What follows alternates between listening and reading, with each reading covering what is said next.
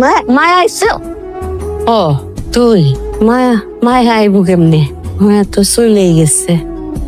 তোর জন্য খাবার রেডি আছে, খায় নে। আমি তো তোমার কই নাই খাওন রেডি করে রাখতে। আমার খিদা নাই, আমি খাবো না। খাবি না কেন? আমার উপরে রাগ? কিসের রাগ? আমার কারোর উপর কোনো রাগ নাই, আমি খাবো না। আমার হলে তোমার চিন্তা করতে হবে না। এত রাতের বেলা তুমি এখানে হয়ে কি করতেছো? যাও ঘরে যাই ঘুমাও। তোর কি মনে হয় আমি কি শান্তিতে খাইতে পারমু? আমি কি শান্তিতে ঘুমাইতে পারমু? পারমু না। এই কথাটি তোমার আগে ভাবনের দরকার ছিল না?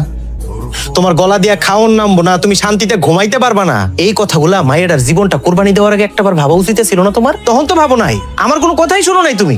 এমন এইসব কথা তুমি আমার শোনাইতেছো কি লিগা?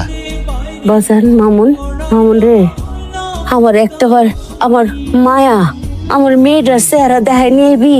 আমি দূর থেকে খালি চাই দেখুম, কিচ্ছু কমু না। সারো আমারে, নিঃশ্বাসটাও ফেলাম না। সারো। বাবা, বাবা না, লক্ষ্মী আমার নিয়ে যা। আমি তোমার লগে যাইতে পারবো না। তোমার যদি দেহার এত ইচ্ছা হয়, মায়ের লেগে যদি এতই দরদ লাগে, তাহলে যাও, তুমি একলা যাই দেখে আসো।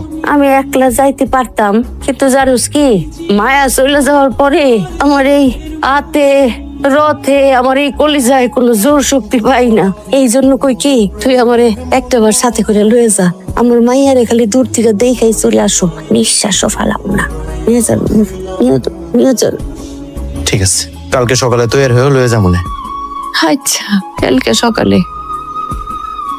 তোমার জন্য আমার বন্ধুর অফিসে একটা চাকরি ঠিক করছি, বেতন টেতন খুব ভালোই হবে। আমার চাকরি আমারে জিজ্ঞাসা না করে আমার জন্য ঠিক করে ফেলছে। আমার জীবনের সব সিদ্ধান্ত কি আপনি নেবেন নাকি? বাড়িতে বেকার বসে না থেকে চাকরি করা ভালো না? বাপের কান্দে কয়দিন বসে বসে খাবা? নিজের জন্য কিছু করো।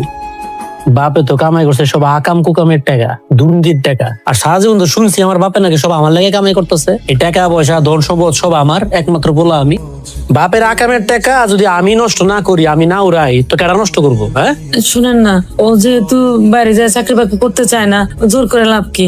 ওরে বরং বাজারে দোকানপাট একটা খুলে দেন। এটা কি করলাম মা? দোকানপাট ঠিক করে দেন মানে? আরে রাফির কথায় বাজারের সব দোকানে শাটার উঠে আর নামে, আর আমি এখানে দোকান দিয়ে বমু? দোকানই করবো আমি না? দোকানদার বানাই যাইছো আমারে?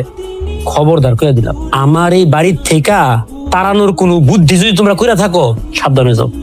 তুমি চাকরি করবা কি করবা না সেটা কিন্তু আমি জানতে চাইনি। তোমার জন্য আমি একটা চাকরি ঠিক করছি, তুমি সেখানে জয়েন করবা, এটা আমার আদেশ।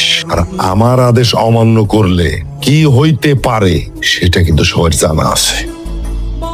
আপনার শরীরে যে রক্ত, যে রক্তের গরমে এখন এত তেজ দেখাইতেছেন, ওই একই রক্ত করে আমার শরীরের মধ্যে বইতাছে। আপনার পরে আমি আইছি দুনিয়াতে।